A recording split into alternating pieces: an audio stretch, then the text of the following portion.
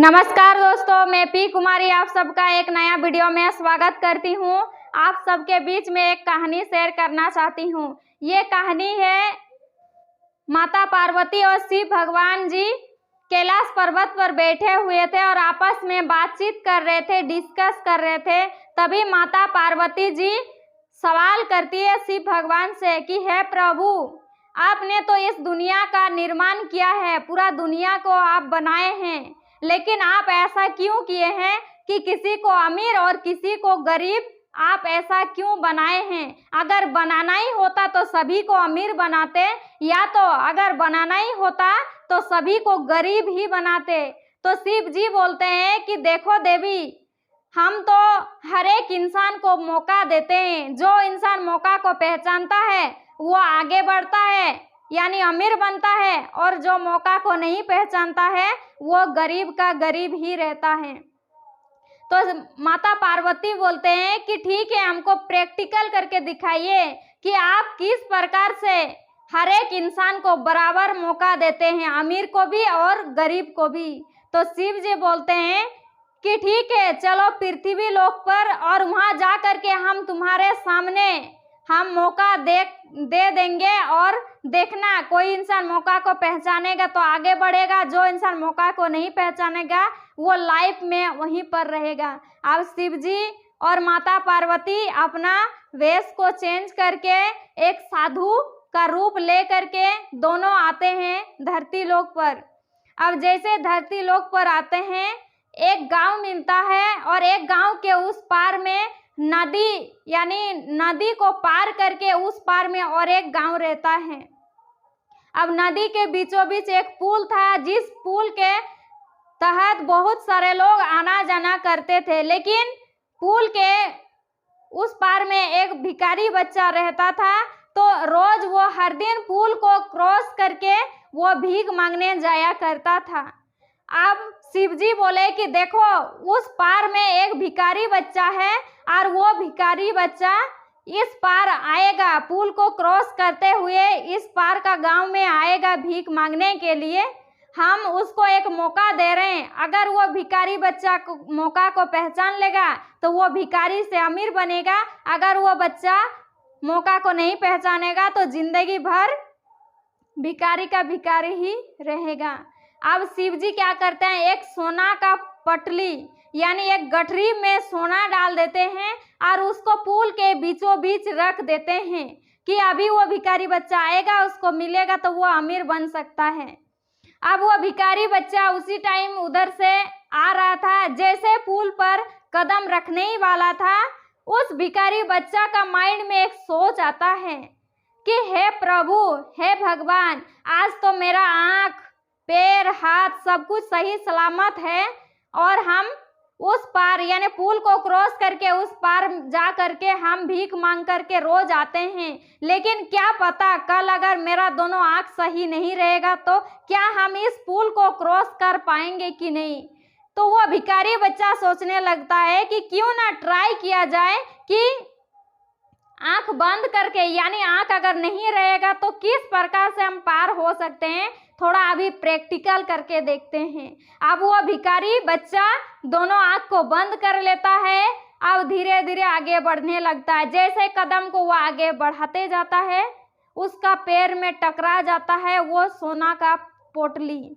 अब जैसे उसका पैर पर टकरा जाता है, अब आंख खोला नहीं, बल्कि वो 2-4 वर्ड गाली दिया कि कौन ऐसा इंसान है जो पुल के बीचों बीच ऐसा पत्थर वगैरह सबको रखे हैं। वो ऐसा कुछ 2 वर्ड गाली दे देता है भिखारी बच्चा, और वो अपना गठरी को यानी सोना का जो गठरी था उसको लात मार देता है और वो कदम को आगे बढ़ा लेता है। अब शिव जी बोलते हैं कि देखो देवी, हम इस भिखारी बच्चा को मौका दिए थे, अगर ये मौका को पहचानता, इसे सोना मिलता तो क्या ये लाइफ में भिखारी से आगे बढ़ता कि नहीं। तो माता पार्वती बोलते हैं जी प्रभु, आपने तो ठीक है बोल रहे हैं, आप मौका दिए थे लेकिन ये मौका को नहीं पहचाना। फिर माता पार्वती का दिमाग में एक आइडिया आया, क्या पता अगर शिव जी यानी प्रभु जी ने ही इसमें कुछ छल कपट किए होंगे। तो माता पार्वती बोलते हैं कि प्रभु आप हमें और प्रैक्टिकल करके दिखाइए कि किस प्रकार से आप और मौका सभी को देते हैं। तो वो दोनों जो साधु का रूप दोनों लिए थे, अब दोनों आगे का गांव जाते हैं। आगे में एक गांव मिलता है और एक घर में एक पति और एक पत्नी रहा करते थे, जो कि आपस में बहुत लड़ाई करते थे। एनी टाइम हर वक्त झगड़ा होता था। अब जब शिवजी ठकठकाए तो दोनों पति पत्नी गेट तो खोले, लेकिन आपस में वो लोग लड़ाई कर ही रहे थे। अब शिवजी बोलते हैं यानी साधु बोलते हैं कि बेटा आप लोग आपस में लड़ाई क्यों कर रहे हो, क्या बात है, क्या हुआ है। तो वो लोग कुछ जवाब नहीं देते हैं, आपस में लड़ते रहते हैं पति पत्नी।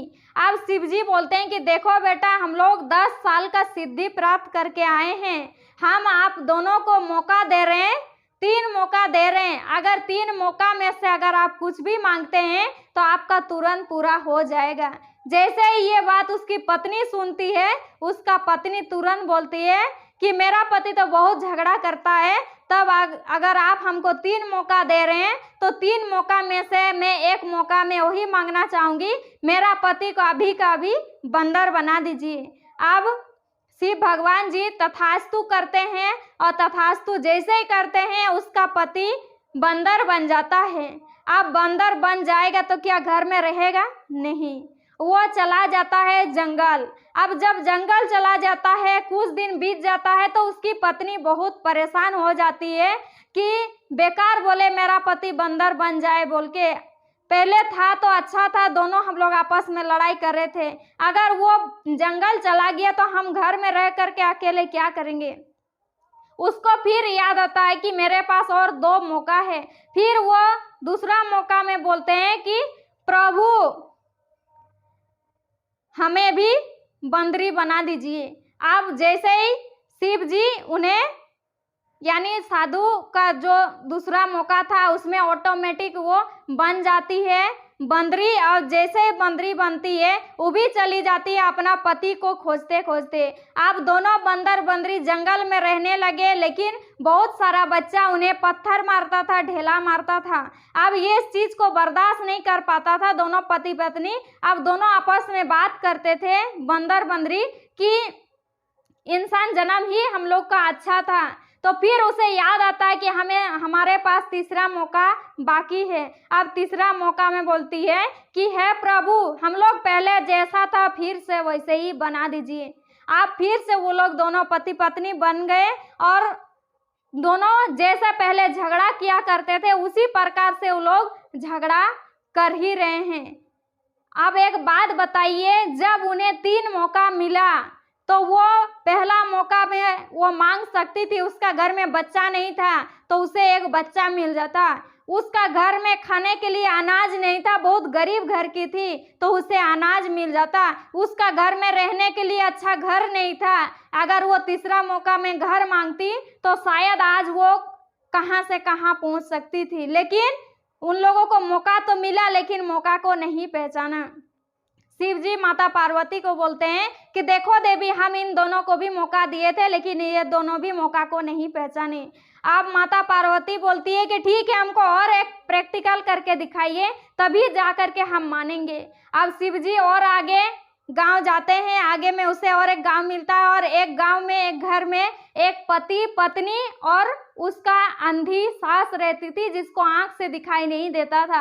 ये लोग बहुत गरीब घर से बिलोंग करते थे, खाने के लिए अनाज नहीं था, रहने के लिए अच्छा घर नहीं था और पैसा वैसा कुछ भी नहीं था, यानी खाना पीना का भी बहुत दिक्कत था। अब शिव जी जा करके दोनों यानी साधु के रूप में जाते हैं दोनों और ठकठकाते हैं। जैसे गेट को ठकठकाते हैं पति पत्नी बाहर निकलते हैं तो शिव जी यानी साधु बोलते हैं कि देखिए हम लोग 10 साल का सिद्धि प्राप्त करके आए हैं, अगर आप लोगों को एक मौका देते हैं, अगर एक मौका में कुछ भी चीज़ मांगिएगा तो अभी का अभी तुरंत पूरा हो जाएगा। अब उसकी पत्नी सोचती है कि ए जी हम लोग का तो बच्चा नहीं है, क्यों ना ऐसा करते हैं कि हम लोग बच्चा मांग लेते हैं। उसका पति फिर बोलता है कि देखो अगर बच्चा मांग लेते हैं तो हमारे घर में तो ऐसे ही गरीब है, खाने के लिए अनाज नहीं है, तो वो बच्चा को हम लोग खिलाएंगे क्या? वो तो ऐसे ही भूखे तड़प तड़प कर मर जाएगा। तो उसकी पत्नी बोलती है तब क्या किया जाए? तो क्यों ना एक अच्छा घर मांग लिया जाए। तो उसका पति बोलता है कि ए जी, अगर घर तो मांग लेंगे लेकिन उस घर में रहने के लिए अगर बच्चा ही नहीं रहेगा तो ऐसा घर का क्या करेंगे?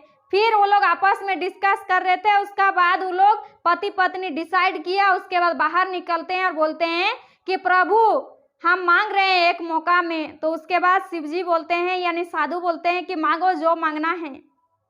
उसके बाद वो एक ही बार में मांगते हैं। पहले तो लोग डिसाइड कर लिए, क्योंकि उसकी माँ भी अंधी थी और वो लोग सोच रहे थे कि क्यों ना मेरा माँ के लिए आंख मांग लिया जाए। फिर उसका बेटा यानी उसका पति बोलता है कि माँ के लिए आंख तो मांगेंगे, बचपन से हमको देखी नहीं है, लेकिन ऐसा आंख का क्या करेगी जिसमें उसको अपना पोता पोती ही नजर नहीं आएगा।